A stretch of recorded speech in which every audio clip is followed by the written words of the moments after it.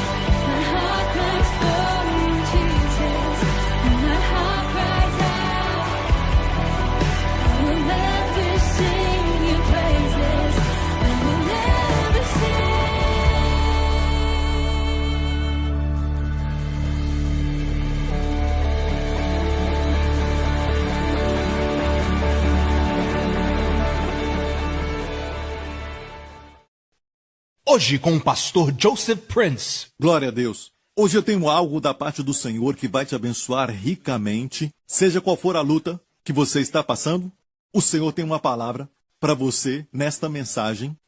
Estamos olhando para o Antigo Testamento, uma história que aconteceu na terra de Israel, numa época em que o povo de Deus estava dominado e subjugado pelos inimigos. Às vezes a igreja hoje sente que não consegue lutar contra a onda mundana que varreu a igreja.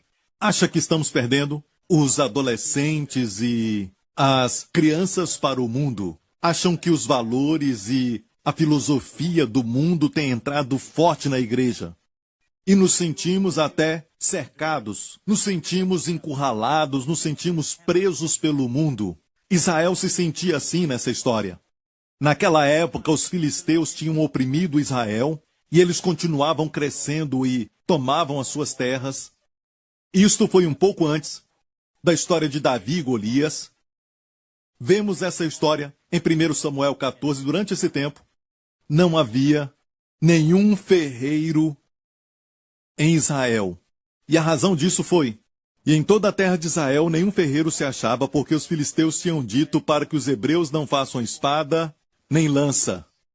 Olha, o diabo tem medo de que nós usemos a palavra de Deus contra ele. Amém? A Bíblia diz em Efésios 6, tomai a espada do Espírito, que é a palavra de Deus. Amém? A palavra de Deus é uma espada. É uma espada que pode cortar as cadeias na sua vida, que pode cortar os vícios da sua vida. Até o Filho de Deus, quando foi tentado no deserto, o Senhor Jesus nos mostrou o padrão, ou um exemplo, de como responder às tentações do diabo. O diabo disse, transforma as pedras em pães. Ele disse, está escrito. O diabo disse, lança-te daqui. Ele disse, está escrito. Em toda resposta ele disse, está escrito. Ele não disse, foi falado. Eu sei que tem crentes que dizem que Deus fala comigo, ele falou isso e aquilo comigo.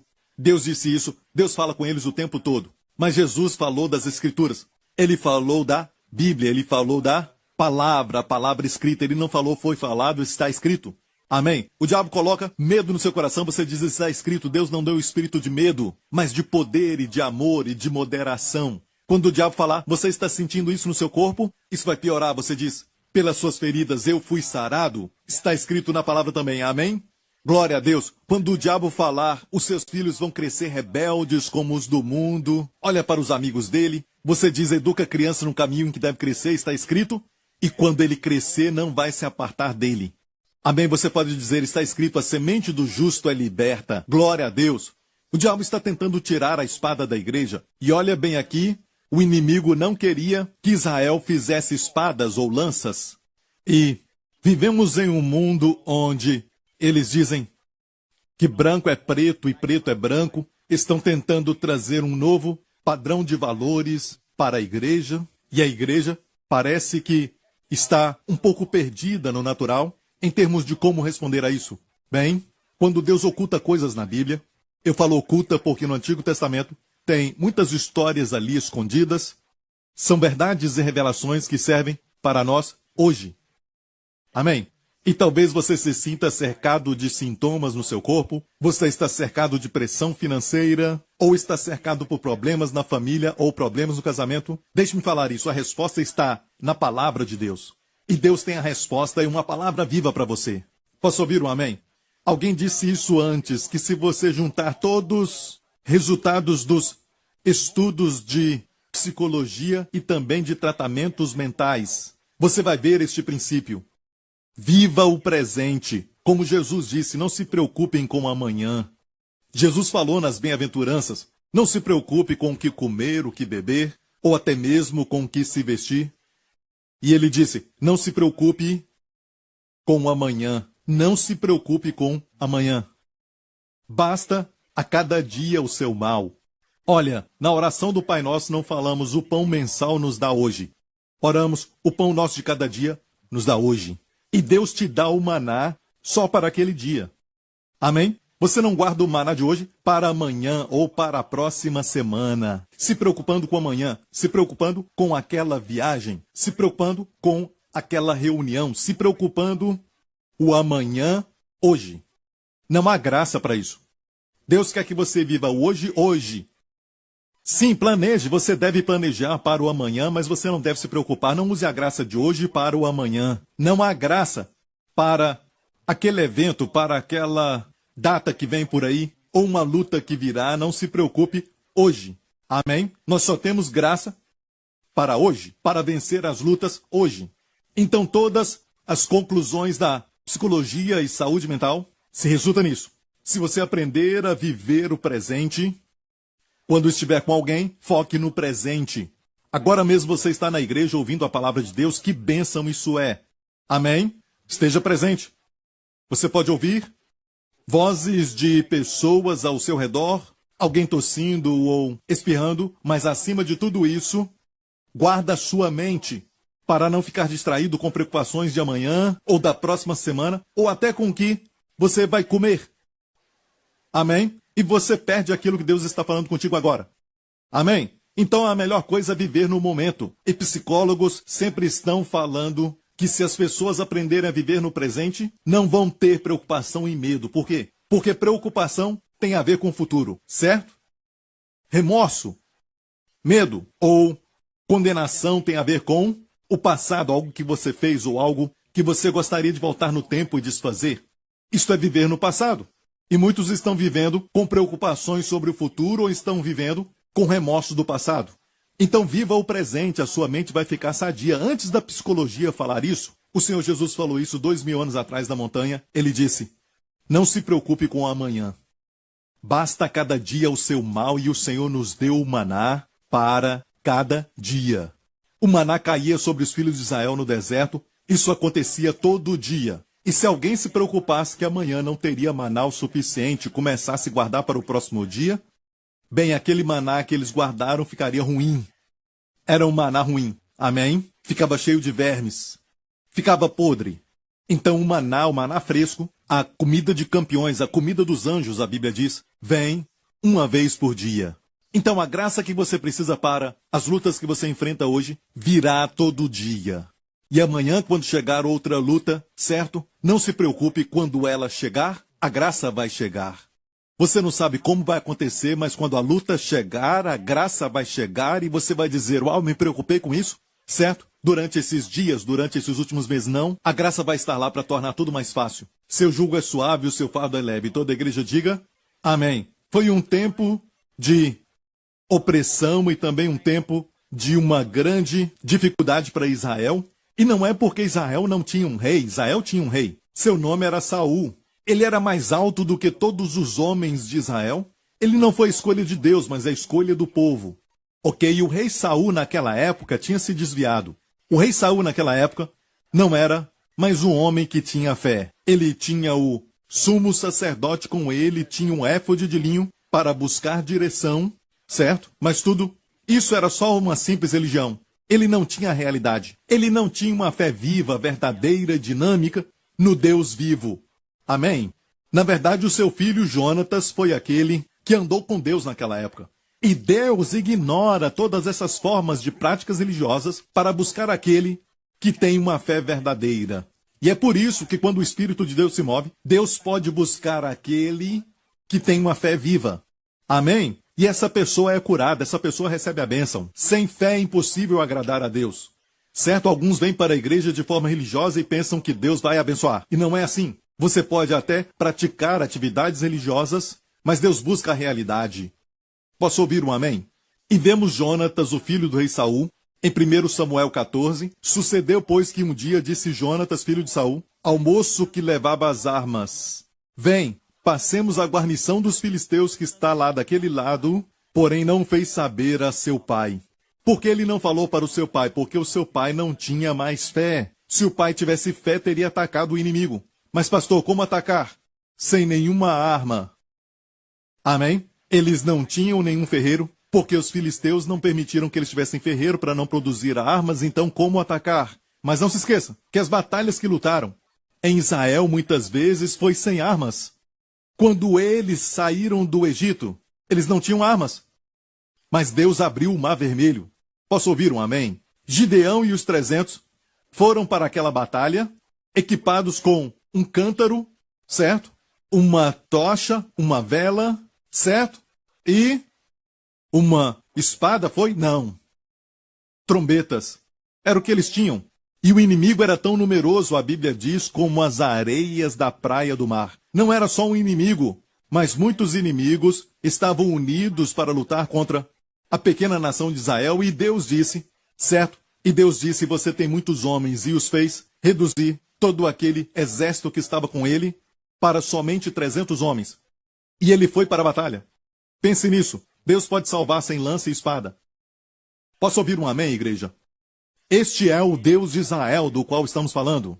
E Jonatas estava aqui falando com o seu moço, o moço que levava as suas armas. O nome desse jovem não é por acaso. Mas te digo isso, nos dias atuais eu prefiro passar tempo com alguém que não é reconhecido pela igreja, que não tem nenhum tipo de título, mas tem uma fé verdadeira, dinâmica. Amém? Do que alguém que tem a fama, tem o título e até mesmo algumas coisas no seu nome, mas perdeu a sua fé. E você? Amém? E olha bem, Jonatas era um jovem na época. E disse ao moço que estava com ele, os dois eram jovens. É incrível que Deus usa tantos jovens na Bíblia. E pensamos que a Bíblia fala sobre histórias de pessoas idosas com profetas barbudos. Sabia que muitos profetas eram jovens. Quando Deus chamou Jeremias, ele era um adolescente. Ele disse, eu sou novo demais. E Deus disse, eu serei contigo e te farei como coluna de ferro contra o povo, não temas. Ele era novo, estava com medo. Amém. A Bíblia fala de Daniel e os seus 3 amigos quando foram para o cativeiro do rei Nabucodonosor da Babilônia. Eram jovens, talvez adolescentes naquela época. Amém. E ainda assim, Deus os usou muito. E temos essa ideia que quando você é jovem, você não tem experiência, você precisa aprender. Não é o aprendizado do mundo. O aprendizado do mundo demora muito, demora anos e anos e anos, mas Deus pode pegar um jovem e usá-lo para sua glória. Amém. Onde estão os jovens? Aleluia. Onde estão as jovens? Amém. Sabe, eu comecei a pregar a palavra quando eu tinha 16 anos. E eu era muito jovem, as pessoas diziam, você não tem experiência, você não sabe nada, mas eu tinha o Senhor. Amém. E olha como Deus usou aqueles jovens, Daniel e os seus 3 amigos. Eles foram para a Babilônia no cativeiro para viver uma cultura diferente. Mesmo assim se posicionaram por Deus. Quando falaram para eles comerem a comida dos ídolos da Babilônia, eles rejeitaram. Amém. E o eunuco que estava tomando conta deles disse, olha, se não comerem e vocês ficarem magros por causa disso, eu perco a minha cabeça.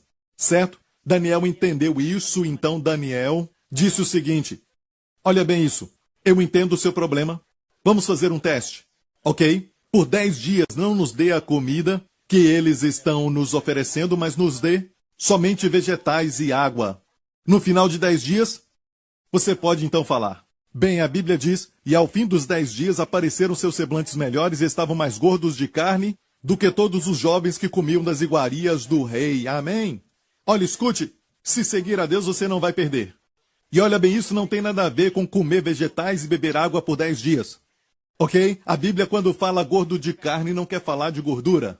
É a palavra firme em hebraico. Amém, todo o colágeno voltou, aleluia. Amém. Quando as pessoas olham, você tem uma aparência melhor. Aleluia. Quando segue o Senhor. Posso ter um amém? As pessoas têm a ideia de que quando seguimos a Deus devemos parecer chatos e miseráveis, parecendo que não tomamos banho há 10 anos. Não. Os relatos da Bíblia são lindos. Deus poderia ter feito Golias um homem alto, moreno e elegante. Ele era alto, não sei se ele era moreno, mas ele não era bonito. Tenho certeza disso. Ele era feio, a Bíblia diz, mas Davi, se você ler a Bíblia, vai dizer que ele era um homem de boa aparência. Então por que a Bíblia não fala essas coisas para nós? Dizendo que Golias era bonito, o inimigo era bonito, mas o povo de Deus é feio. Mas Deus estava com eles. Iria confortar alguns de nós. Muitos de nós. Ok? Alguns estão dizendo, não ia me confortar. Tudo bem. O fato é este. Até as mulheres, as esposas de Abraão, Isaque e Jacó, a Bíblia diz que elas eram mulheres lindas. Por que a Bíblia não nos encoraja dizendo aquela esposa de Abraão era feia, mas ela tinha a glória de Deus? E a esposa de Isaque tinha uma face que quando ele acordava de manhã ele queria voltar a dormir. Certo? Mas o Senhor estava com ela, não é? Sabe? Olha, a Bíblia diz que a esposa de Abraão, Sara, era linda e quando ela tinha 60 anos, que Faraó, o rei do Egito, a desejou para o seu harém. Por que a Bíblia fala assim, desencorajando a muitos de nós? Eu não acho que a Bíblia está nos desencorajando. Eu acho que a Bíblia está dizendo que quando você segue a Deus, você nunca vai perder. Amém? E muitos heróis da Bíblia eram jovens. Eram jovens e Deus não deixou que eles perdessem a batalha. Não tem nada a ver com cosmética, não tem nada a ver com comer vegetais e beber água. Como eu disse, se você passar 10 dias comendo só vegetais e bebendo água, no final dos 10 dias você vai ficar magro. E você vai ter que correr no chuveiro para ficar molhado. Certo? Não foi assim que aconteceu, mas foi a fé deles em Deus. Amém? Os discípulos de Jesus, todos eles, com exceção de Pedro, que era um pouco mais velho, mas o mais velho deles tinha 30 anos de idade. Quando ele começou, Jesus, e Pedro talvez tinha quase 30, ou até 30, mas o resto deles tinha 20 e poucos. Exceto João. João talvez era adolescente. Então pense nisso, quando o Senhor os escolheu, eles eram jovens. Onde estão os jovens? Onde estão os jovens? Sabe, Jó tinha 3 amigos. Eu tenho uma mensagem chamada A História de Jó pelas Lentes da Graça. Jó foi, a Bíblia diz, atacado pelo inimigo. Certo, é uma história linda, eu não vou pregar sobre essa mensagem hoje, mas ele tinha 3, não dá para dizer amigos. Eram amigos, mas pareciam mais perseguidores. Certo, 3 amigos para confortar Jó e disseram: você sabe por que essas coisas aconteceram a você? Você pecou contra Deus. Isso tudo aconteceu porque você fez algo. Você fez o mal. Olha, eles não consolaram coisa alguma. Ok? E depois chegou um outro amigo. O seu nome era Eliú. Eliú ficou quieto. Ele ficou quieto enquanto os outros amigos acusavam a Jó. E finalmente ele falou e disse: a razão do meu silêncio é porque eu acho que a experiência deve falar. Os experientes devem ser aqueles a abrirem a boca. Mas quando eu ouvi esses 3 que são muito mais velhos do que eu, Eliú disse: eu não percebo sabedoria nas suas bocas. Mas ele disse assim: há um espírito no homem, e o fôlego do Altíssimo o dá inspiração. Mesmo ele sendo jovem, ele falou de Deus. E consolou a Jó, mas não poupou a Jó. Onde Jó estava precisando de correção, ele corrigiu Jó, e no final Jó recebeu a restauração de tudo. Aleluia! E Eliú representa Jesus, o nosso Senhor. O Senhor Jesus era um jovem quando morreu na cruz, amém? Quando tinha apenas 33 anos. E ele fez muito mais do que qualquer outro homem fez em apenas 3 anos e meio. Amém? Glória a Deus. E amigos, eu quero dizer que Deus pode te usar e Deus vai te usar mesmo sendo jovem. No Antigo Testamento tem muitos homens. Eu não deveria falar muitos porque você pode contar talvez 10 homens, mais ou menos isso, que foram chamados homens de Deus. Na Bíblia falamos que todo mundo era um homem de Deus, era um homem de Deus. Mas a Bíblia foi muito cautelosa em usar o termo homem de Deus. Nem todo homem é homem de Deus. No Antigo Testamento, dá para contar o número de vezes que o termo homem de Deus aparece. É muito usado para Moisés, o homem de Deus. Moisés, o homem de Deus. Foi usado para Elias e também para Eliseu. Foi usado para Davi. Foi usado para um homem chamado Semaías. E olha, poucas pessoas tiveram esse título importante, homem de Deus. Mas sabia que no Novo Testamento, só um homem foi chamado homem de Deus. Sabe quem foi? Timóteo. E Timóteo foi um pastor jovem. Quando Paulo escreveu a ele, disse assim: mas tu, homem de Deus, chamou Timóteo de homem de Deus. Em outro lugar ele disse: ninguém despreze tua mocidade. Timóteo era um jovem. Onde estão os jovens? Aleluia!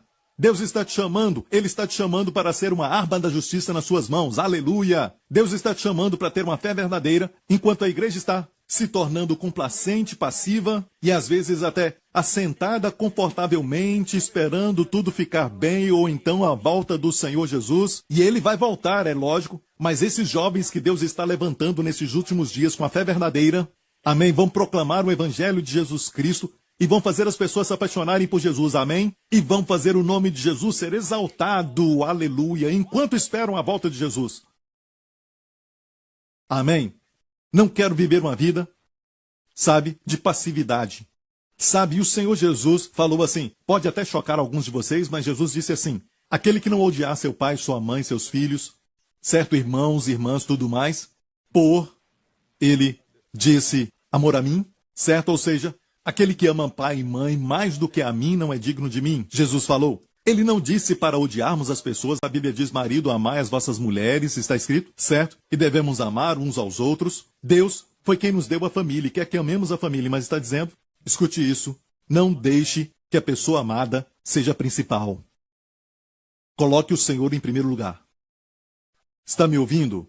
Amém? Se você disser, eu não posso fazer aquela viagem missionária, sabe? Eu tenho muitas responsabilidades, eu não quero deixar a minha família, sabe? A minha esposa não fica muito feliz quando eu passo muito tempo na igreja, ou meu marido não gosta disso. Deixe-me falar isso. Eles não vão sofrer porque Jesus é o primeiro.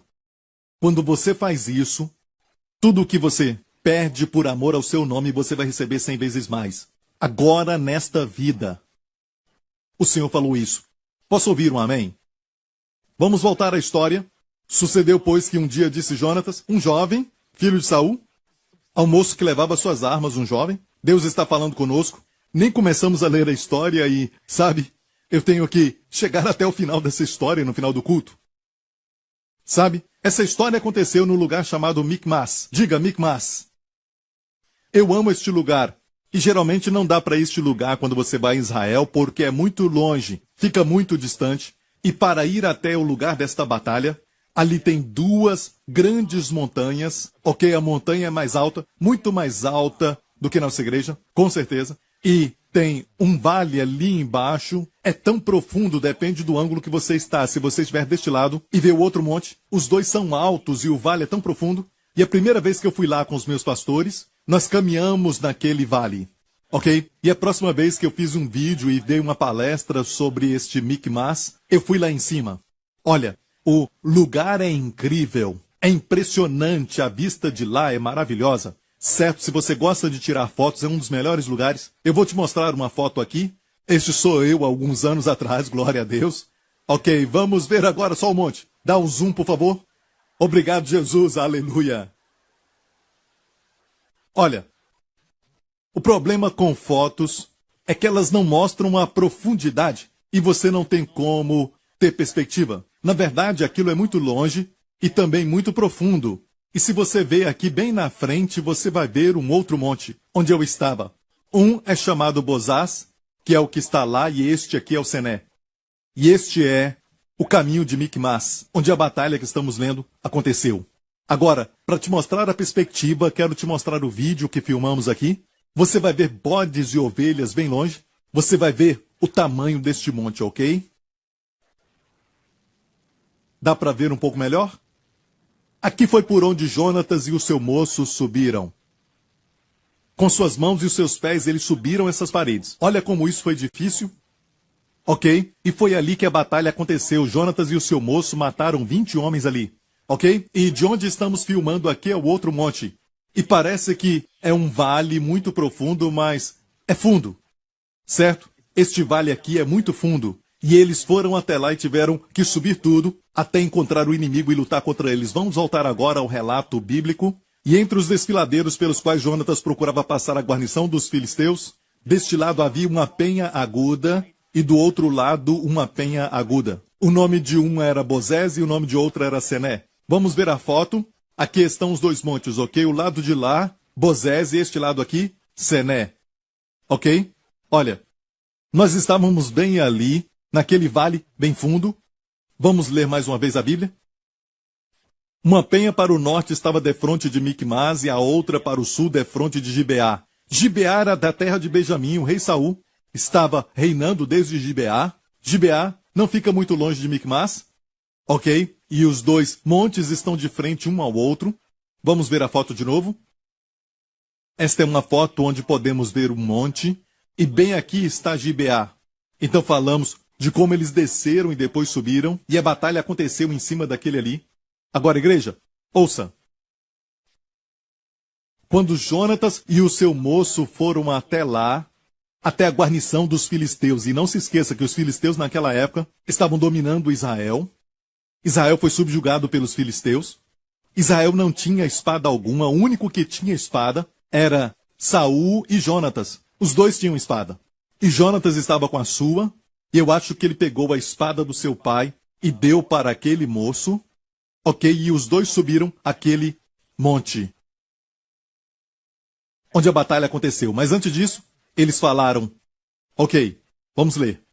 Disse, pois, Jonatas ao moço que levava as armas, vem, Passemos a guarnição desses incircuncisos. Você sabe quantos soldados havia ali? Tinha mais ou menos 30.000 filisteus acampados, não somente em Micmas, mas em toda aquela área, 30.000 deles, naquele lugar. Ok? Passemos a guarnição desses incircuncisos. Porventura operará o Senhor por nós.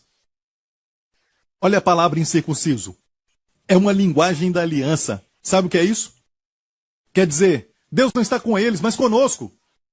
Eles são incircuncisos, não tem aliança, não tem Deus com eles. Nós somos o povo de Deus. Naqueles dias, o sinal era a circuncisão. Hoje, não é a circuncisão da carne, mas a circuncisão do coração. Posso ouvir um amém?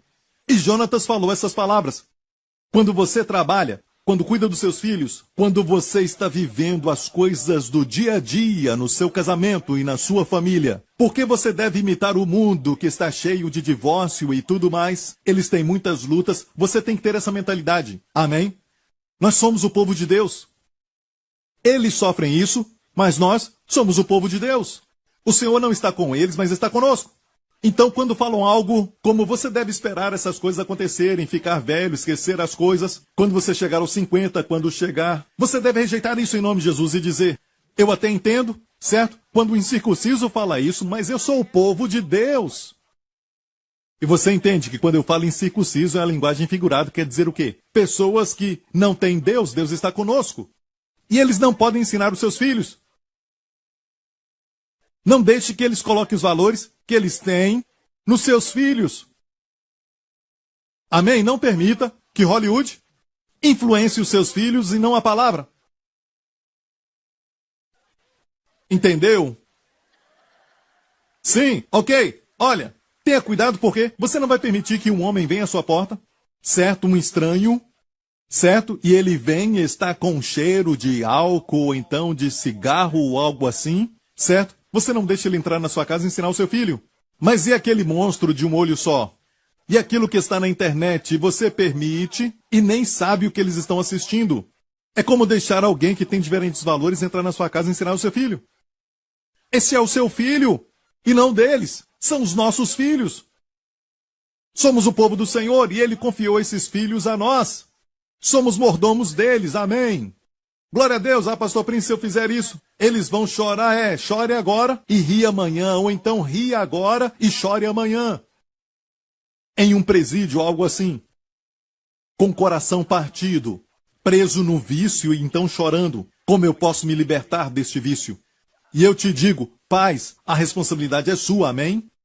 Nós somos o povo de Deus, nós não estamos sem poder. Temos o Senhor conosco. Os inimigos não têm o Senhor com eles. Eu falo de inimigos espirituais, você entende? Eu estou falando de inimigos espirituais. Hollywood, como um todo, não é um tipo de mal ou bem, certo? Mas os valores que saem de Hollywood, em termos de valores que eles estão defendendo, não são de Deus. Amém? Eu assisto filmes, sim, quando estou com os meus amigos, com a minha família. Eu assisto e não vejo problema com isso, certo? Mas temos que ter cuidado para não permitirmos que os valores do mundo se tornem os nossos. São incircuncisos. Não são o povo de Deus. Somos o povo de Deus. Posso ouvir um amém? Agora olha isso. Aqui diz, o Senhor operará por nós. E o Senhor aqui é Yahvé. Yahvé é o Deus da aliança. E Yahvé quer dizer o Deus que tem um relacionamento contigo. Amém? E Deus é conhecido como Elohim também, certo? Elohim é Deus, o Todo-Poderoso. E Elohim é Deus. Quando você vê Deus com D maiúsculo na sua Bíblia, certo? Geralmente é a palavra Elohim. Quando você vê Senhor com S maiúsculo na sua Bíblia, geralmente é o nome de Deus, Yahvé. Quando é Yahvé, é o Deus da aliança. E Jonatas disse, porque para com o Senhor nenhum impedimento há de livrar com muitos ou com poucos.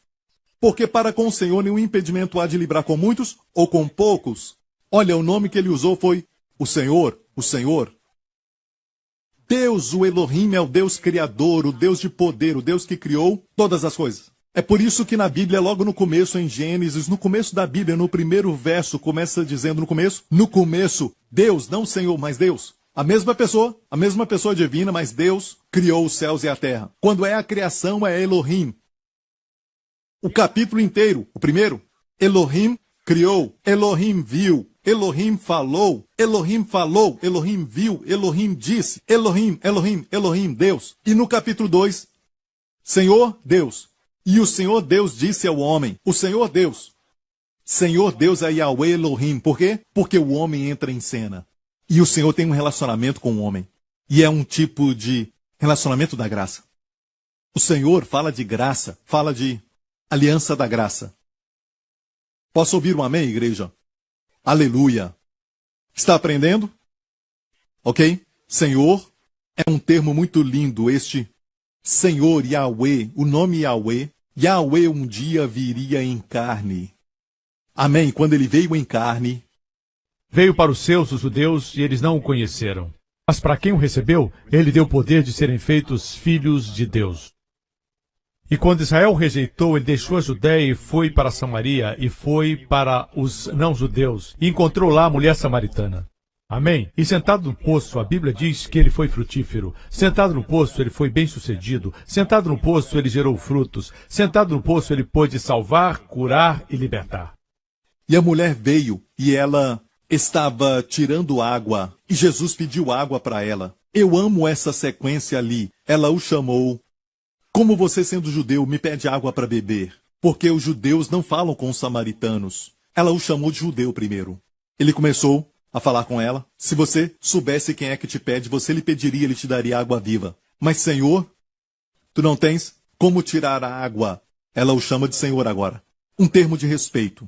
E ele disse, chama o teu marido e vem. Ela disse, não tenho marido. E ele disse, isso mesmo, tiveste 5 maridos. E o que você tem agora não é o seu marido. Era o marido de outra, eu acho. Ela estava em adultério. Certo? Ele sabia, e ela disse, Senhor, eu vejo que tu és um profeta. Melhorou um pouco. Sua revelação de Jesus melhora. Certo? E finalmente, ela disse, quando o Messias vier, nos falará todas as coisas. Era Yahweh em carne. E olha bem o nome de Jesus, Yeshua. E é ali a Yahweh. Shua é salvar. Seu nome é Jesus e Yeshua, quer dizer Yahweh salva. Ele olhou para ela e disse, eu que falo contigo. Eu sou o Messias. O prometido Cristo. Ela foi até a vila e disse ao povo, venha ver o homem. Não é este o Messias? Então de judeu, Senhor, profeta, a Messias. Uau! Ela não fez teologia por 3 anos. Ela aprendeu tudo isso em uma tarde. Pense nisso, quando o Senhor faz isso é incrível. Este foi Yahweh em carne. E olha bem, quando Jonatas falou àquele seu moço, não tinha ninguém lá. Ele não estava falando uma mensagem para uma multidão. Mas olha bem como eu estou tentando explicar isso, que era uma simples declaração. E tem muita coisa ali. Amém? Ele disse, porque para com o Senhor não há impedimento algum em salvar com muitos ou com poucos. Sabe que o Senhor pode salvar com muitos ou com poucos, mas muitas vezes ele não usa muitos, usa poucos.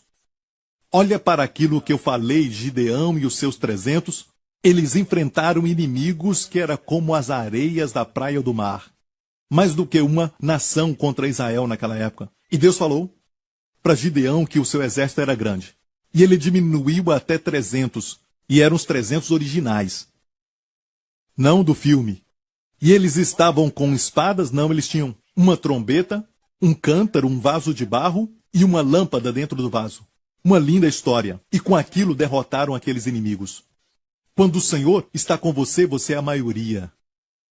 Sabe o que falaram de Paulo e Silas quando eles chegaram na cidade de Tessalônica para pregar? Sabe o que falaram deles? 2 deles, diga 2. Sabe o que falaram? Estes 2 que viraram o mundo de cabeça para baixo vieram aqui também. 2 homens viraram o mundo de cabeça para baixo. Ou melhor, de cabeça para cima. Amém? Olha, aqui ele disse para o seu moço, Senhor, salva. Olha outra revelação linda. O Senhor diz aqui, nada impede o Senhor de salvar. Outra revelação é essa, o Senhor salva. Alguns vão dizer, eu sei disso, Pastor Prince, ele me salvou em 1974. Eu era um jovem naquela época, Pastor Prince, ele me salvou anos atrás. Mas olha bem isso, amigo. Ele não só salva do inferno. Ei, ele te salva todo dia. Você precisa saber isso de Yahweh, o Senhor salva. Ele nos salva dos vícios e também dos maus hábitos. Ele nos salva do pecado. Ele nos salva também de piorar o nosso problema. Ei, ele até salva a situação perdida. E sim, ele salva a nossa fé. Ficamos preocupados em perder a fé, mas o Senhor sempre salva a nossa fé. Amém. Davi disse, ele salva a minha face. O Senhor salva. E olha, a maior salvação é essa. O Senhor nos salva de nós mesmos. Somos o nosso maior inimigo às vezes. E o Senhor te salva de si mesmo. Mas todo dia você tem que saber que o Senhor salva. É o nome de Jesus, Yeshua. Yeshua, o Senhor salva. Diga! Mais uma vez. Bem alto. O Senhor salva. Qual área da sua vida que precisa de salvação? Você diz, eu não preciso de nada, está tudo sob controle, então você é o seu próprio salvador. Mas se disser, eu preciso de ajuda, o Senhor te salva. Amém? E Ele ama salvar. Salvar é o que Ele faz de melhor. Tiger Woods, ele é bom em quê? Golfe. Não é? Michael Jordan era melhor em quê? Ok, basquete. Jesus, salvar. Não julgar, salvar. Salvar. Salvar. Ele salva uma situação perdida, isso é remir, ele traz de volta. Traz de volta os anos que foram perdidos. Traz de volta o tempo perdido. O Senhor pode trazer de volta e restaurar para você todos os anos que o gafanhoto comeu. Amém. O Senhor salva. Vamos ler a história de novo. Então o seu moço lhe disse, faze tudo que tens no teu coração. Eis-me aqui contigo, conforme o que quiseres. Que escudeiro, este moço que estava com Jonatas. Vá em frente. E Jonatas então falou para ele o seguinte.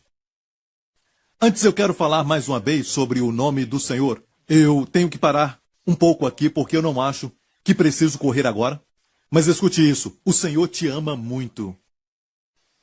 Um certo astrônomo esteve olhando através do telescópio para as estrelas à noite e ele começou a chorar e pensar e disse, se há um Deus, olha para o número das estrelas lá em cima. Você sabia que com olhos nus à noite, você olhando para o número das estrelas, você vê muito, principalmente aqui.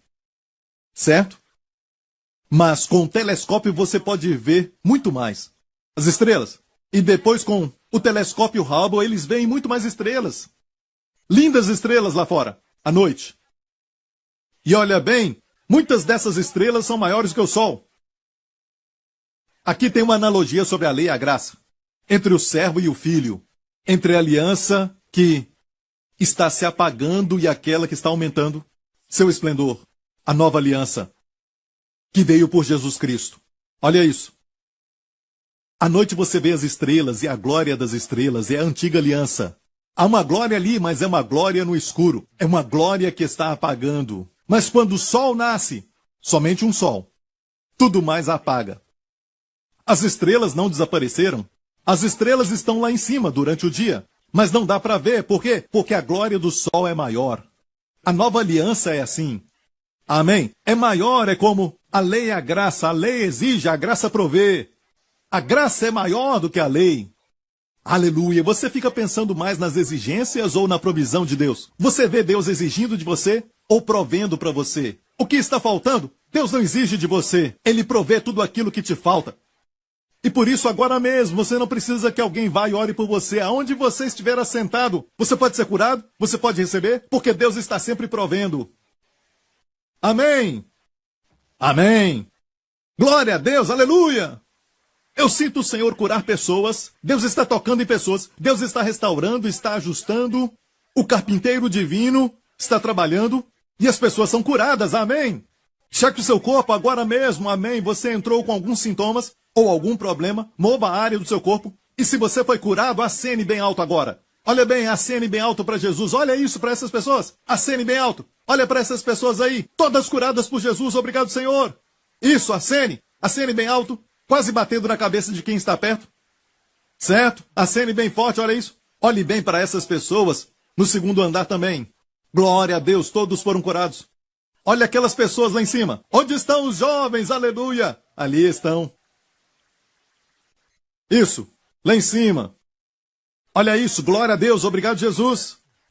Deixe-me falar isso. Ninguém impôs as mãos. Enquanto a palavra é pregada, eles são curados. E ainda tem outros sendo curados. O tumor desaparece enquanto você escuta a palavra, o Senhor salva, o Senhor salva, o Senhor salva, o Senhor salva.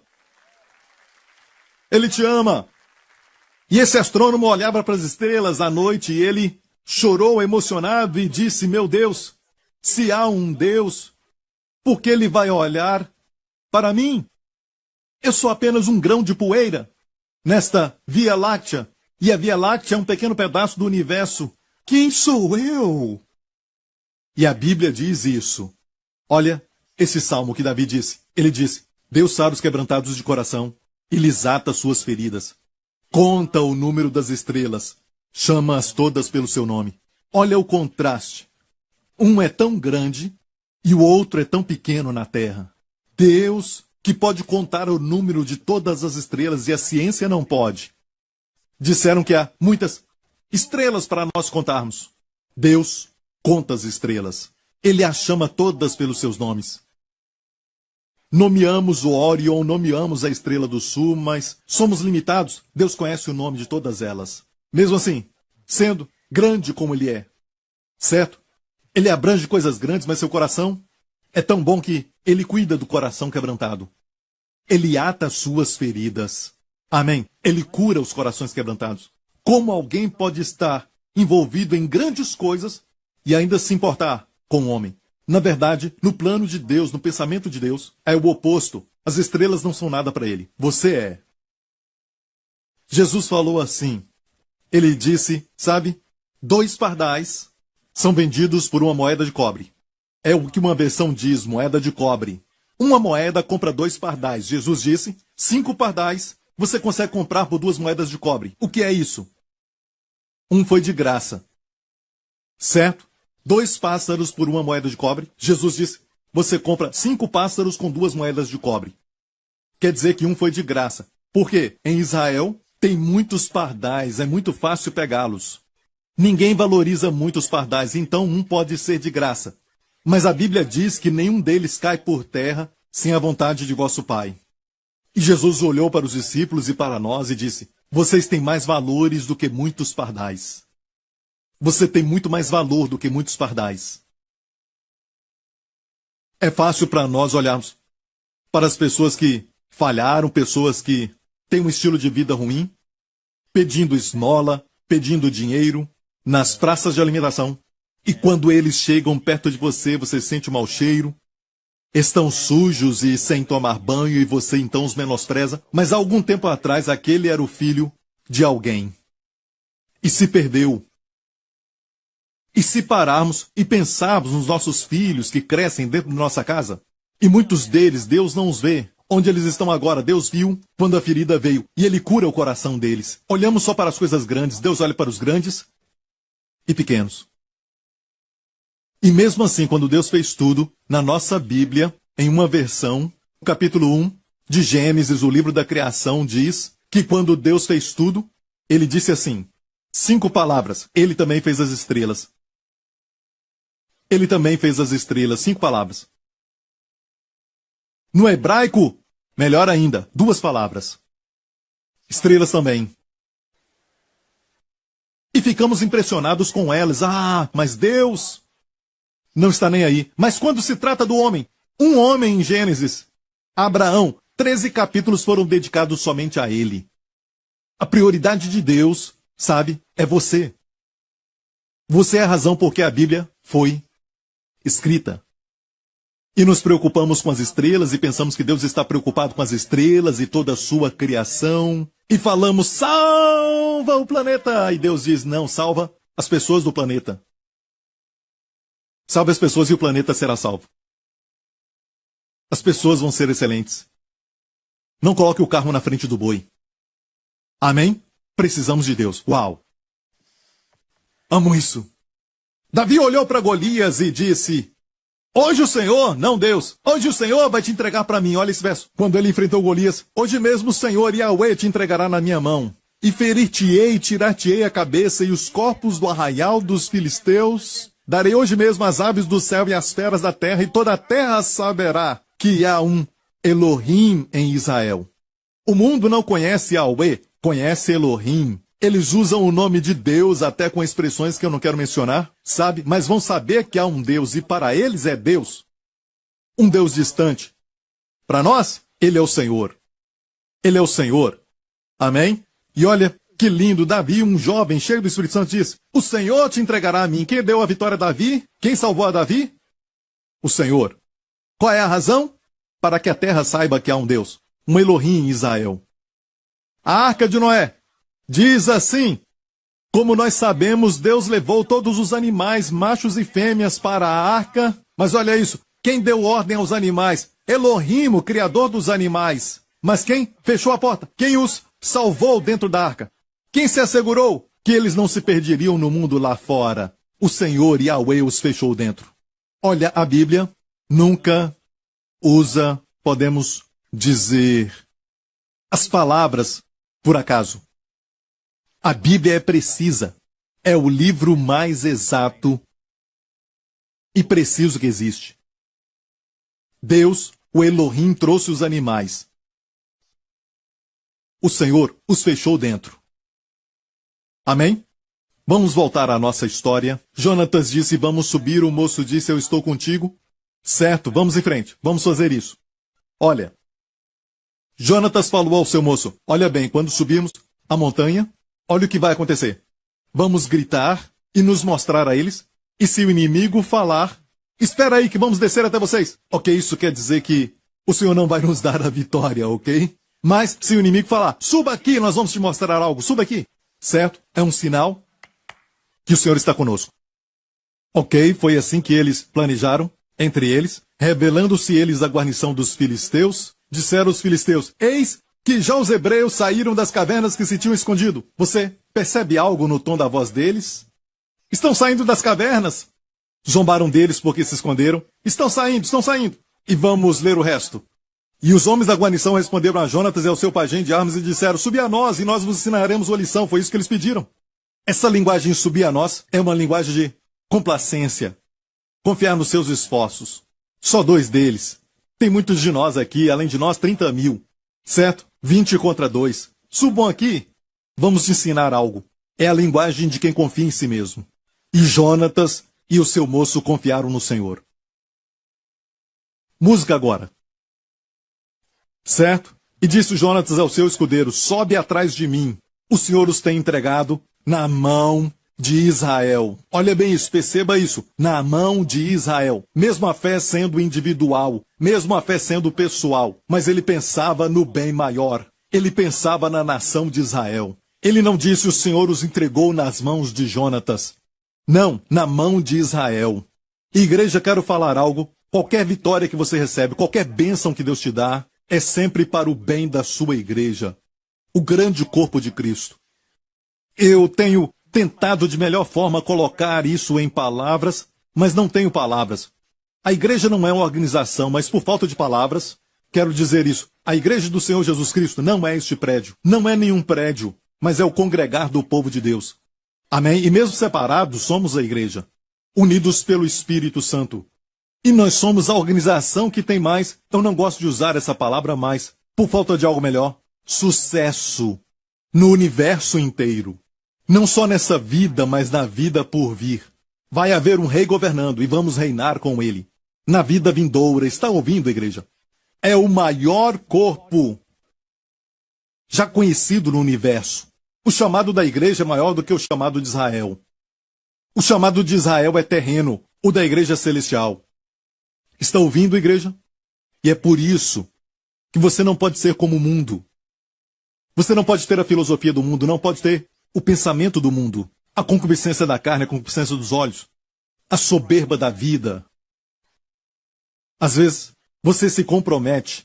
Escute isso. Não querendo que alguém saiba que você é crente, você se compromete e acaba perdendo. Você pode apostar 1 milhão nisso. Se você se compromete, você perde. As pessoas que se tornam mundanas para conquistarem os mundanos acabam se tornando piores do que os mundanos. É a história de Sansão e Dalila. Dalila representa o mundo. Certo? Sansão a pegou em seus braços. O que aconteceu? Ele perdeu. Sua vida se tornou de um cego bobo da corte para os inimigos. Um final triste, mesmo tendo matado mais na sua morte do que durante a vida. Eu não creio que Deus tinha planejado isso para ele. Amém? Lembre-se disso, quando você se compromete, você se rebaixa mais do que o mundo. E o mundo não vai gostar de você. ok? Por ter deixado suas convicções. Você não tem que dizer, ei, eu sou um crente, olha para mim, eu sou um crente. Não, deixa a luz brilhar. Deixa a sua luz brilhar. Mas não permita que os pensamentos do mundo, os valores do mundo, a filosofia do mundo entrem na sua família. Nem na sua mente. Posso ouvir um amém? Amém? Aleluia. Glória a Deus. Olha, não é somente sobre nós. E até Davi pensava muito no reino de Deus. Davi sozinho lutou contra Golias. Eu não sei por que o rei Saul não foi com ele. E quando isso aconteceu, Davi já tinha nascido, mas não estava com o exército, ele estava cuidando das ovelhas do seu pai. Eu te falei que ele escreveu a maior parte dos salmos antes dos 30 anos de idade? Davi escreveu a maioria dos seus salmos quando ele era um pastor, quando ele era jovem. Jovens, compositores, onde estão?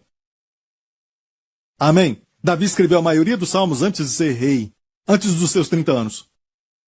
E Davi, nesta época, não era sua hora ia chegar, era a hora de Jonatas. Deus sempre escolhe um homem para a hora das trevas que está invadindo a terra a qualquer momento, ou até Israel naquela época. Deus sempre tem alguém. Não se desespere. Você diz, a igreja está tão desviada agora, está tão comprometida agora, estamos vivendo tempos difíceis. Deus diz, eu estou contigo, mas o estado da igreja é tão crítico, sabe? Olha, 1 Coríntios 3 diz o quê? Não sabeis que sois templo de Deus, o Espírito de Deus habita em vós, Deus está contigo? Você é a maioria!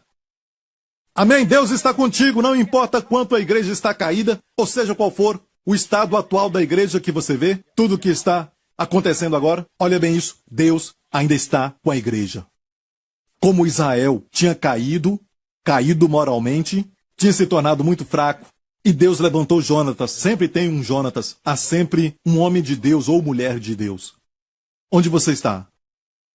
Amém? Amém? Olha, voltando à história mais uma vez, aleluia. Suba atrás de mim, Deus tem entregado nas mãos de Israel. Eu não posso sair disso. Toda a bênção que você recebe é para o bem da igreja. Deus te levantou para um tempo como este. Deus te colocou onde você está para a sua igreja. Talvez não seja claro agora, mas esta é a razão. Toda a bênção que você recebe é para a igreja. Não é só para mim e para a minha família. Jonatas disse, olha, é um sinal. Ei, escudeiro, Deus os entregou nas nossas mãos ou nas mãos de Jonatas. Não foi assim? Ele viu que a sua fé foi pessoal, mas a vitória era para benefício de Israel. Davi fez o mesmo com 17 anos. Um jovem com 17 anos. Ele enfrentou Golias. E olha o que ele disse a Golias. Tu vens a mim com lanças, espada e escudo, mas eu vou contra ti no nome do Senhor dos Exércitos. O Senhor dos Exércitos de Israel, a quem desafiaste. Mas em frente. Hoje o Senhor vai te entregar na minha mão, e eu te ferirei e tirarei a tua cabeça. E neste dia darei os corpos do acampamento dos filisteus para as aves dos céus, para que toda a terra saiba que há um Deus onde? Com Davi? Não, em Israel. Olha, a sua vontade era que Deus seja conhecido na igreja, naquela época em Israel. Então, qualquer bênção ou favor ou qualquer, seja qual for a importância, ou seja qual for a prosperidade, seja o que for que Deus nos deu, a saúde e tudo mais, é para servir o corpo de Cristo. É para o bem maior.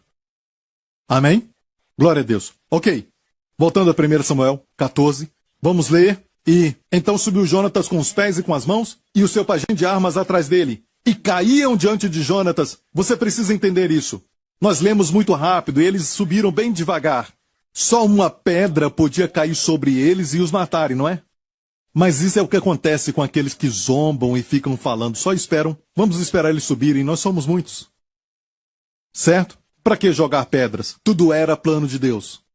Deus usa os fracos para confundir os poderosos. Amém? Eram dois deles.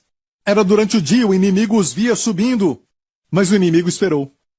E quando chegaram lá, a Bíblia diz, eles caíam diante de Jonatas. E depois que eles caíam, o pajem de armas os matava. E sucedeu nesta primeira derrota em que Jonatas e o seu pajem de armas feriram 20 homens em cerca de meia gera de terra. Você acha que aqueles filmes chineses e tudo mais, quando eles voam para trás, até chegarem ao telhado, você acha legal? Isso foi real. Não tinha nenhum cabo e nada, certo? Isso foi real. Amém. 20 homens caíram diante de 2. E a Bíblia diz que não só isso, não só mataram 20 homens, e depois que mataram os 20, tinha mais 30.000. Naquela montanha, na guarnição dos filisteus que estavam ali. Eles devem ter ouvido algo, certo? Era durante o dia, certo? O que aconteceu? É onde você vê Deus ajudando a Israel. E a Bíblia diz, e houve tremor no arraial, no campo e em todo o povo, também a mesma guarnição e os saqueadores tremeram. Até a terra estremeceu, porquanto era o tremor de Deus. Olharam, pois, as sentinelas de Saul em Gibeá de Benjamim, e eis que a multidão se dissolvia e fugia para cá e para lá, era confusão. E se você continuar lendo, você vai ver que eles começaram a se matar, estavam confusos. E aconteceu um terremoto. Quem fez o terremoto? E eu fiquei muito impressionado com tudo isso. Todas essas pessoas inteligentes nesses canais de documentário, sabemos que naquela época houve um terremoto. E Jonatas também sabia disso. Vamos esperar um pouco, até chegar lá em cima. Temos que lutar nessa hora, porque vai ter um terremoto. Se o terremoto for antes, nós vamos cair enquanto estivermos subindo. E quando chegarmos lá, temos que lutar nessa hora exata, ok? Matar os 20, sabe? Nessa hora. E o terremoto vai impedir que os outros venham, entendeu? Como falam de Israel. Nós sabemos aquela área onde atravessaram o Mar Vermelho, que é muito raso, sabe? Tem somente cerca de 2 ou 3 pés de água. Israel pôde atravessar. E eles têm essa expressão, Israel atravessou o Mar Vermelho com 3 ou 4 pés de água. Isso é incrível. Um milagre maior ainda, porque a Bíblia diz que Deus afogou o faraó com seu exército com 3 pés de água. Os homens dizem que são sábios e são tolos. Amém? Por que não ficar com um relato bíblico? Quando você tenta tirar Deus do cenário, nada faz sentido. Só resta o que é natural.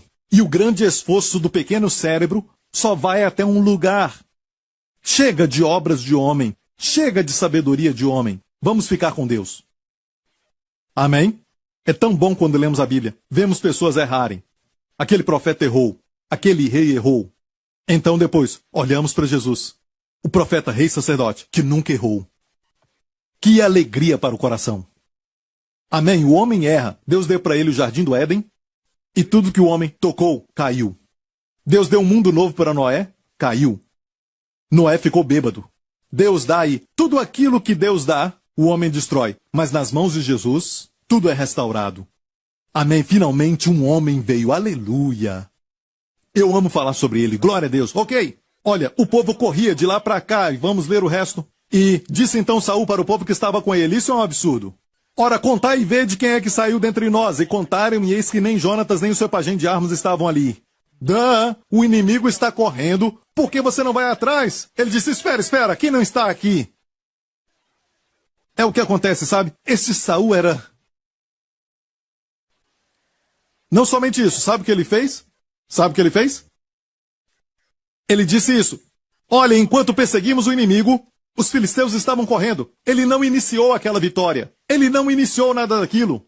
Deus começou. Ok, através de Jonatas, certo? Não foi ele, mas de repente ele diz, olha gente, escuta, vamos persegui-los. Eu não tenho tempo de ler tudo, então estou te contando. Vamos persegui-los, ok? Ninguém pode comer nada até chegar à noite. Ninguém coma nada até a noite, até terminarmos essa batalha. Você não sabia que um soldado precisa comer? Como lutar com o estômago vazio? É como alguém diz, não venha para Jesus com pecado. Tem que se arrepender antes de vir a Cristo. O que quer dizer isso? É como dizer, sabe? Você não pode brincar com água até aprender a nadar.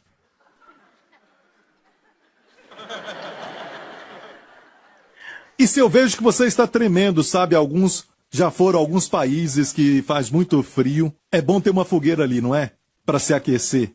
Vamos dizer, eu abro a porta e vejo que você está tremendo lá fora. Eu vejo você tremendo e eu digo, entra, você precisa se aquecer. Venha ao fogo, certo? Mas alguns dizem se arrependam e depois você vem para Deus. É como dizer, você tem que se aquecer antes de vir ao fogo. Alguns entenderam agora. É como falar isso. Você vai ao fogo, o fogo produz o aquecimento. Se você vai até Jesus, experimenta a sua bondade. E a bondade de Deus vai te levar ao arrependimento. Amém? Eu creio no arrependimento. O pastor acredita no arrependimento? Sim, acredito no verdadeiro arrependimento. Produzido pela revelação de quem Deus é. Não você tentando fabricar o seu próprio arrependimento. E alguém diz, se você se arrepender mesmo, Deus vai perdoar. Que história é essa de arrepender mesmo? Como é que você chega neste mesmo? Se o arrependimento é profundo, quão profundo é profundo? E quem decide o que é profundo? Você decide? É incrível, é por isso que alguns não querem vir a Jesus. A mulher no poço, Jesus não falou a palavra arrependa-se. Ele não usou a palavra arrepender. Ele falou dos maridos, ele falou da sua história. O homem que tens agora não é teu marido. Ah, eu vejo que tu és profeta. Não falou arrependa-te? Sabe? Ele não falou nada disso. Ok, desculpa. Eu estou ficando muito engraçado. Tem gente me ouvindo no mundo inteiro. Ele foi gentil. É incrível porque o capítulo anterior, isso foi em João 4, Jesus e a mulher samaritana. Em João 3, um homem religioso foi ter com Jesus à noite. Jesus foi até a mulher durante o dia, em plena luz do dia, ao meio-dia. Nicodemos, o fariseu, foi a Jesus à noite. Nicodemos, com todas as suas conquistas intelectuais e religiosas, para ser um fariseu tem que ser muito inteligente, nos estudos daquela época. Jesus falou para ele, você tem que nascer de novo. Mas não falou para a mulher que teve 5 maridos e estava em adultério, você tem que nascer de novo. A Nicodemos, ele não disse, eu sou o Messias. Para a mulher, ele falou isso. Igreja, temos que acordar e descobrir, ao aproximarmos das pessoas, tem que ter algo diferente. Pessoas orgulhosas, temos que falar, você tem que nascer de novo. Tudo em você está errado. Agora, pessoas que estão feridas, se escondem de Deus. Precisamos saber como nos aproximar delas também. E ela sentiu o calor do fogo, sem saber que estava se arrependendo. Eu amo Jesus. E você? Amém? E ela se tornou uma evangelista. Ela foi até o seu vilarejo e disse, venha ver o homem que falou tudo sobre a minha vida. Aleluia! Não seguiu os 7 passos para se tornar evangelista. Ela simplesmente se tornou uma. Através de um momento com Jesus. Aleluia! Quando você caminhar diariamente, ou caminhar semanalmente, ou mensalmente, se você caminha para exercitar, converse com o Senhor e abra o seu coração para Jesus. Eu li na Bíblia que João Batista foi morto e os discípulos falaram para Jesus. Dia triste, dia de luta, fale para Jesus. Quando caminhar, diga a Ele. Fale sobre a tristeza do seu coração, diga a Ele. Sobre o que pesa no seu coração, a sua preocupação, o seu medo, a sua família, diga para Ele. Não existe oração perfeita, não tem oração inteligente, não precisa usar palavras difíceis, só fale com o Senhor, fale com o Senhor. E fale com ele quando você estiver alegre com alguma coisa. Um outro verso diz que, e voltaram alegres dizendo a Jesus tudo aquilo que eles viram, os cegos veem, os surdos ouvem. Eles foram falar para Jesus. Fale para ele daquilo que você gosta na Bíblia, diga para ele. Quando eu te vejo nas Escrituras, Senhor, eu amo isso, é muito bom. Isso me alegra tanto, Senhor. Eu amo estar contigo, Senhor, amo andar contigo, ter o Senhor ao meu lado. Amo te ouvir, fale para ele, igreja. Converse com Jesus. Acontece um impartir que não dá para explicar. Você não tem nem que pedir, me dá a paz, nem tem que pedir, só falar com ele e a paz vem. Amém? Foi o que fez aquela mulher falando com Jesus. Há uma profecia em Gênesis 49, quando Jacó estava prestes a morrer, ele reuniu os seus 12 filhos e profetizou sobre eles, e de José ele falou isso. José é um ramo frutífero, assentado no poço, cujos ramos sobem às paredes. Amém? É um ramo frutífero. É muito interessante porque quando Jesus conversa com aquela mulher em João 4, ele se assentou no poço que Jacó deu ao seu filho. E é interessante porque isso fica perto da terra que ele deu para José, o mesmo José da história do Egito. E é a única vez que José é mencionado nos evangelhos. Quando Jesus se assentou no poço, e a profecia era sobre Jesus. Ele é um ramo frutífero. Mesmo cansado, ele salvava. Mesmo cansado, ele libertava. Mesmo cansado, ele abençoava. Ele era frutífero. José era ramo frutífero sobre o poço, cujos ramos sobem às paredes que dividiam os judeus dos samaritanos. Os galhos subiram as paredes. Jesus abençoa muito além da discriminação humana. Amém? Ok. Vamos terminar então. Vou te contar uma história. Um final muito triste. Certo? Isso veio de Saul. Não sei por que ele fez isso. Ninguém come! Até todo inimigo ser derrotado. E olha bem, quando Davi disse assim, que todo o mundo saiba que há um Deus em Israel. Jonatas disse que essa vitória era uma vitória para Israel. Mas Saul disse, meus inimigos, não inimigos de Israel. Olha bem o que ele disse aqui. Vamos ver todo o verso onde ele falou isso. E estavam os homens de Israel já exaustos naquele dia, porquanto Saul conjurou o povo, dizendo, maldito homem que comer pão à tarde, antes que me vingue de meus inimigos, ele disse. Por isso o povo se absteve de provar pão. E todo o povo chegou a um bosque que havia mel na superfície. Olha para mim, igreja. Nós já vamos terminar. Só essa história e já vamos terminar. Escute. Alguns dizem que o avivamento para por causa do pecado. Bom, se avivamento para por causa do pecado, nunca teria começado. Porque ele acontece onde há pecado. Por isso precisamos dele. O avivamento para por causa de homens como este, colocando regras e regulamentos. A vida de Saul era legalista.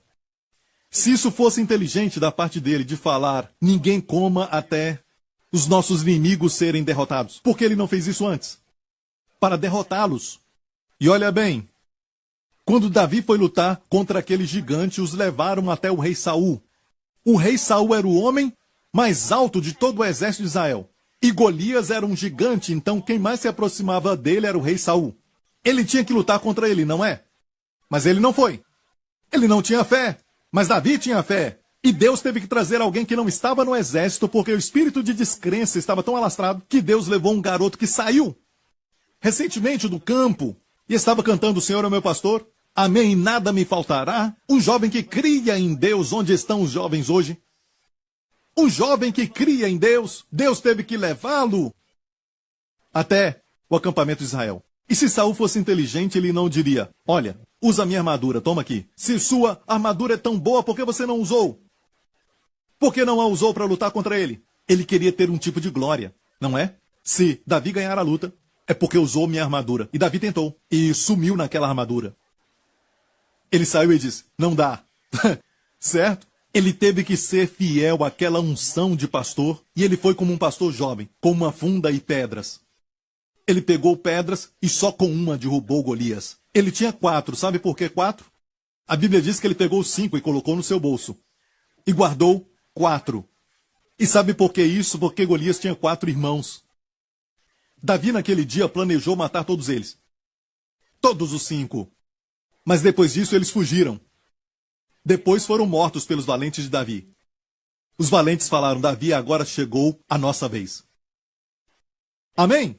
Essa era a sua fé. Amém? E Saul colocou uma maldição em qualquer homem, e Jonatas não estava lá, ele não ouviu essas palavras. E ele foi àquele bosque que tinha mel. Mel caindo das árvores e ficaram na superfície. E Jonatas pegou um pouco e comeu. A história termina assim.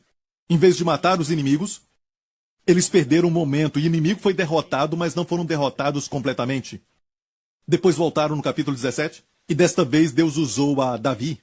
Mas ele podia ter acabado com eles. Mas ele se perdeu nesta ideia de seguir a lei. Mais tarde, ele disse que o inimigo fugiu porque vocês não cumpriram minha lei. A carne pode se tornar muito legalista.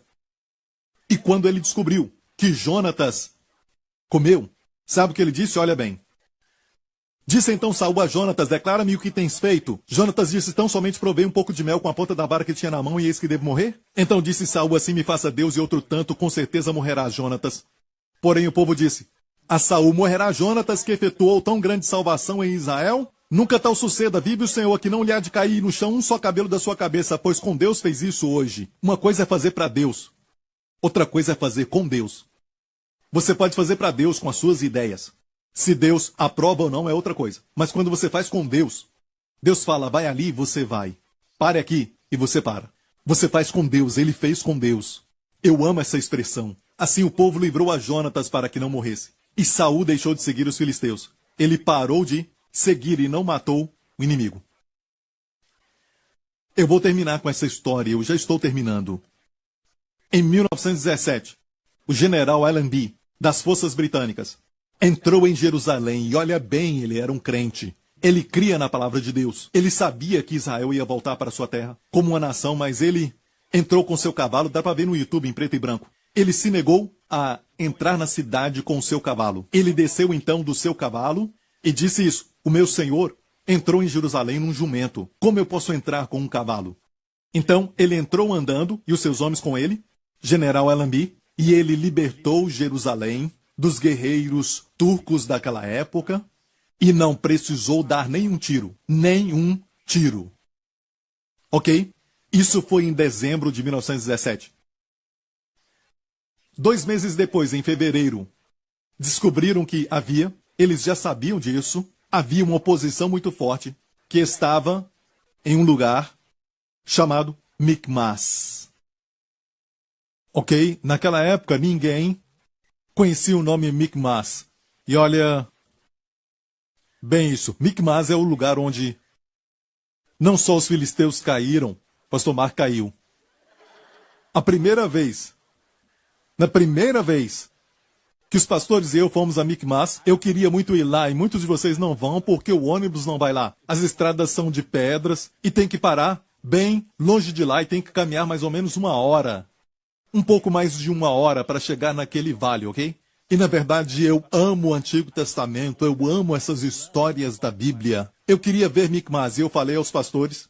Não foi dessa vez que tiramos a foto, mas foi uma outra viagem. Uma viagem bem antes, e falei com eles: vamos lá, o pastor Mark estava lá, o pastor Lawrence, o pastor Daniel, o pastor Derek, estavam todos lá, e nós fizemos aquela caminhada, e chegando lá eu vi o lugar onde Jonatas teve que subir. Eu estava alegre e o pastor Mark ainda mais. Ah, que legal, o clima está tão bom. Estava bem fresco, mas o sol brilhava muito. Estava fresco e seco. Não é bom. Pode te enganar. Tem que beber muita água. E você sabe o que o pastor Mark fez? Ficou dançando. E ele tirou a sua camisa. Certo? Olha, o fato é este. Quando o sol está forte e o ar está seco, você não tira a camisa. Número 1, assusta todo mundo ali, número 1, certo? Porque naquela época o pastor Mark estava... Deixa pra lá, eu não posso falar isso porque hoje eu tenho que cuidar muito com as palavras, ok? E ele tirou a camisa, estava dançando. Ele estava muito alegre. E depois ficamos ali conversando, olhando para a montanha e tirando fotos. E não o ouvimos mais. E vimos que ele tinha desmaiado. Pergunta o pastor Lawrence para ouvir a história dele sobre essa viagem. Ele desmaiou e nós tentamos despertá-lo. E ele, sabe? Não vou me esquecer disso. Nós o levantamos e colocamos sobre 2 pastores. O pastor Daniel de um lado e o pastor Derek de outro lado. E ele ficou, eu me lembro, ele ficou... E tínhamos que caminhar 1 hora para voltar. E jogamos água nele, ele bebeu. E eu fiquei um pouco preocupado com ele. E finalmente chegamos até o ônibus e um dos nossos guias começou correndo em direção ao pastor Mark. Pensei que ia dar algum tipo de medicamento, algo assim. Quando chegou perto do pastor Mark, tirou fotos. E ele começou a... Isso foi muito engraçado. Isso aconteceu. Não sei por que eu estou pensando nisso, mas vamos terminar aqui com a história. E o general descobriu que havia então uma guarnição dos soldados turcos em Micmas. E talvez ele teria um problema, porque quando ele liberou Jerusalém não usou nenhum tiro. Mas lá no monte estavam prontos para lutar. Então ele tinha um major e o enviou lá. O seu nome é Vivian Gilbert. Major Vivian Gilbert. Ele fala sobre esse major, quando ele escreveu sobre essas coisas, ele deixou seu relato escrito. O major Vivian Gilbert também era crente. Ele disse que ele se lembrava de Micmas em algum lugar na Bíblia. E ele foi à Bíblia, naquela época não tinha Google para procurar isso. Tinha que buscar com a mão. E ele encontrou a história. Essa história de 1 Samuel 14. E ele percebeu que o inimigo nunca ia esperar que o exército britânico subisse pela montanha. Porque todos eles estavam preparados para defender uma estrada que subia bem devagar do outro lado. E esse general preparou o seu exército, certo? Em alguns dias para atacar daquele lado. Mas isso ia gerar muitas mortes, até mesmo do lado do exército britânico.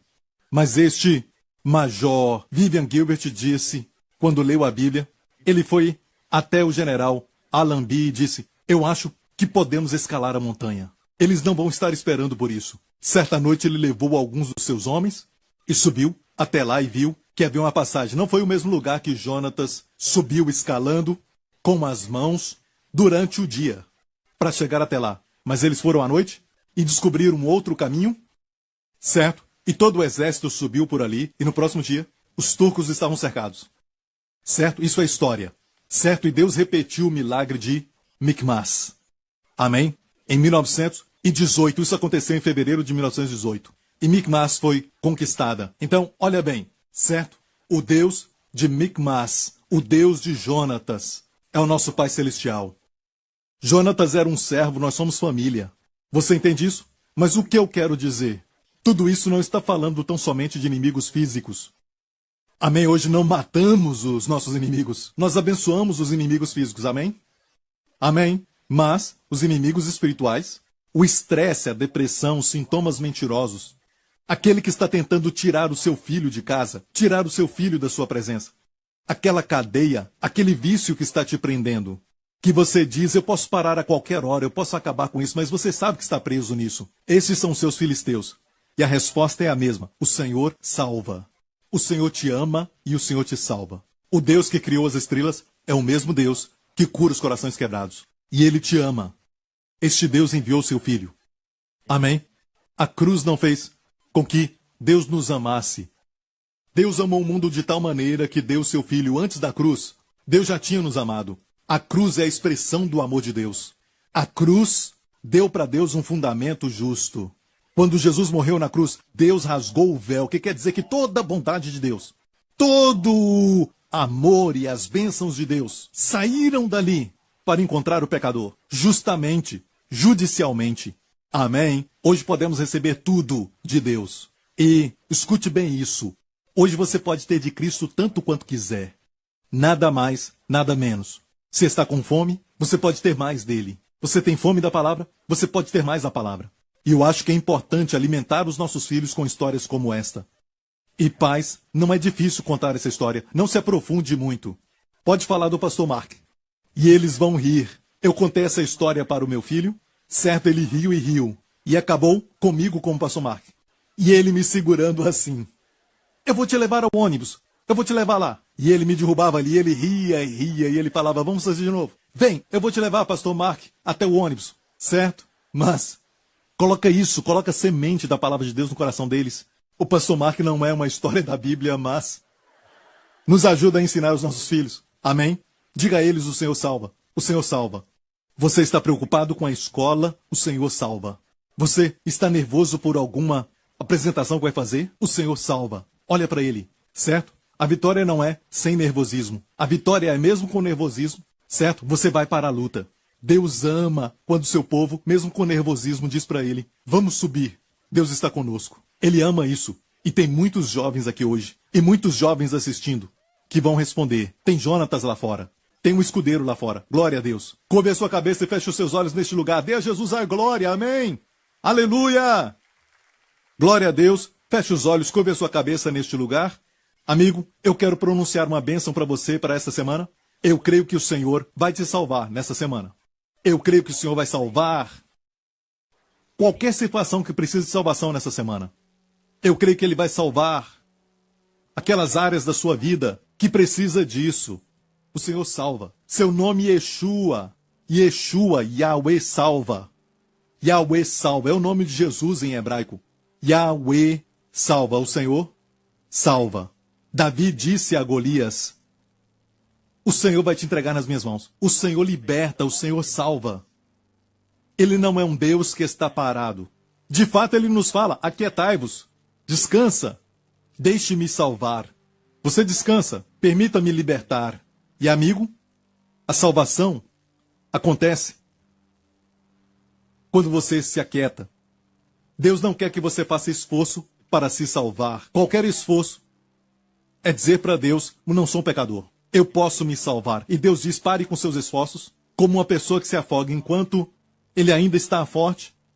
Você não pode salvá-lo de afogar. Ele tem que estar totalmente parado. Então pode ser salvo. Então você tem que falar, Deus, eu sou um pecador. E Deus vai dizer, tudo bem, eu sou um salvador. Você tem um Deus salvador. E você diz isso de coração após mim. Diga após mim, Pai Celestial, eu te agradeço pelo que eu ouvi. Obrigado por tua palavra. E obrigado por ter enviado o teu Filho, Jesus Cristo, Yahweh em carne, para morrer na cruz pelos meus pecados.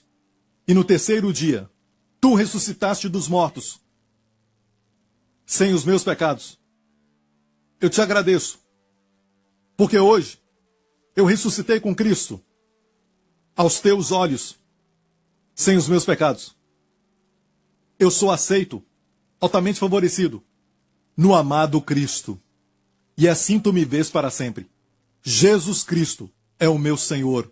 Obrigado, Pai, em nome de Jesus. E toda a igreja diga, amém. Fiquem em pé. Glória a Deus. Levante as mãos neste lugar. Pai, em nome de Jesus, eu oro, Pai, que todo mundo que está escutando a minha voz vai experimentar tua maravilhosa bondade. A tua bondade, Senhor, que fez com que o Senhor passasse pela Samaria, se assentasse no poço para uma alma preciosa que havia se perdido. Senhor, eu te agradeço pelo teu amor e eu oro, Pai, em nome de Jesus, que tu possas fazer com que todos esses jovens que estão aqui, todos digam amém, possam ir adiante, Pai, com esta mensagem, com este evangelho, com essas boas novas, Pai. Não para empurrar a religião goela abaixo, Senhor, mas brilharem com a tua glória e compartilhar as boas novas, que o Senhor não está irado com o mundo, que o Senhor não está irado com ninguém, que o Senhor enviou o teu filho para morrer por nós e que estás dizendo, venham para casa, sejam bem-vindos, venham para a abundância. Você se perdeu, eu vejo teu coração. O mundo te julga pelas suas ações, mas eu vejo que estás perdido. Venha para casa, volte logo. O bom pastor o chama hoje. Você pode ser essa voz para chamá-los. Amém, que o Senhor te guie, que Ele abra as portas sem forçar, sem ser legalista. O legalismo é da carne, não seja como Saul, mas deixe o Senhor te guiar, amém? Glória a Deus, em nome de Jesus.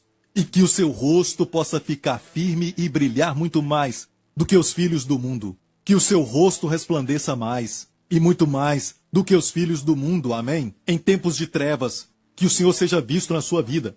Que você possa trazer aquele momento de vitória para a sua vida. E deixar todo Israel, toda a igreja desfrutar o que você começou. Com Deus. Amém.